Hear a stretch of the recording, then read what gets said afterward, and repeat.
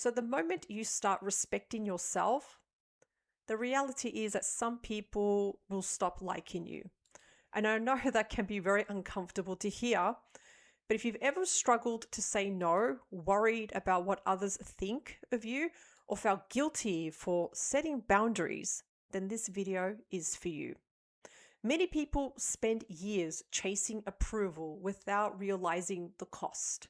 The question isn't whether people like you. The question is, what are you sacrificing to be liked? Because there comes a point where being accepted by everyone starts costing you your peace, your confidence, and your self-respect.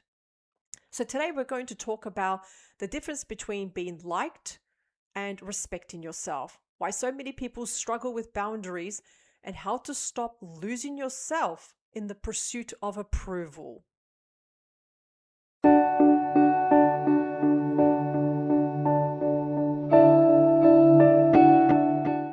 So why do we want to be liked? So let's be real for a moment. There is nothing wrong with wanting people to like us. As human beings, we're wired for connection. We want to belong. We want acceptance, and we want to feel valued. And for thousands of years, belonging to a group increased our chances of survival. So wanting approval is okay, it's normal. The problem begins when approval becomes your identity. When your happiness depends on what other people think of you. When every decision is filtered through one question: what will people think of me? And many people become trapped in this cycle. They become people pleasers, not because they're weak, but because rejection feels too painful. And sometimes that fear can come from childhood. Maybe you learned that being agreeable kept the peace. Maybe you were praised as being the good kid, and perhaps conflict felt unsafe.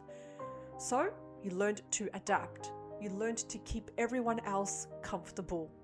The problem is that eventually you become uncomfortable. So what is the hidden cost of being liked? Being liked can feel rewarding. People invite you to places. Some people speak very highly of you. People appreciate your help. But there is a hidden cost when approval becomes your priority. You begin abandoning yourself. You say yes when you mean no. You stay quiet when you're upset. You tolerate disrespect. You laugh at a joke that hurts. You agree with opinions that you clearly disagree with. And over time, something starts to happen. First of all, resentment grows. You become emotionally exhausted and you start to feel very drained. I'm sure a lot of people watching this right now have been in a situation where you've been surrounded by a group of people and there is particular one person that absolutely drains your energy. That's what it feels like. And the thing is, when we start to allow certain behaviors, what is that teaching us? We're tolerating that behavior. So people treat you with what you tolerate. And I know this may be very difficult to hear. If you allow people to disrespect you, you are allowing that sort of behavior. So have you ever noticed how some people continually push boundaries? They make rude comments. They take advantage of your kindness. They dismiss your feelings. Something so simple, they interrupt you. They expect more and more from you. The difficult reality is that people often repeat behaviors that have no consequences. If someone continually disrespects you and nothing changes, they're learning that their behavior is acceptable. Now that doesn't mean you deserve mistreatment, and I'm not saying that. It doesn't mean it's your fault. What it means is that boundaries teach people how to treat us. Every interaction teaches people what is acceptable and what isn't. So what does self-respect actually look like? And maybe many people think that self-respect means becoming tough, aggressive, or confrontational. No, it doesn't. Self-respect is much quieter than that. Self-respect looks like saying no without guilt. It looks like walking away from unnecessary conflict. It looks like refusing to explain yourself repeatedly. It looks like protecting your peace. While some people think boundaries require a long explanation, they don't. A complete sentence can be no. That's it. No apology. No 20-minute explanation. No justification. Just no. People who struggle with boundaries often believe they need permission to protect themselves. You don't. You are allowed to protect yourself. Your well-being is reason enough. So what about the fear of rejection? And let's talk about that for a moment, because it is a real thing. Yes, some people struggle with boundaries, but another thing that people struggle with is what happens after the boundary. And most people are afraid of, for example, criticism. So afraid of being criticized. Something so simple like you've changed. They're afraid of conflict. They're afraid of rejection. So most people remain silent. And here's what many people discover.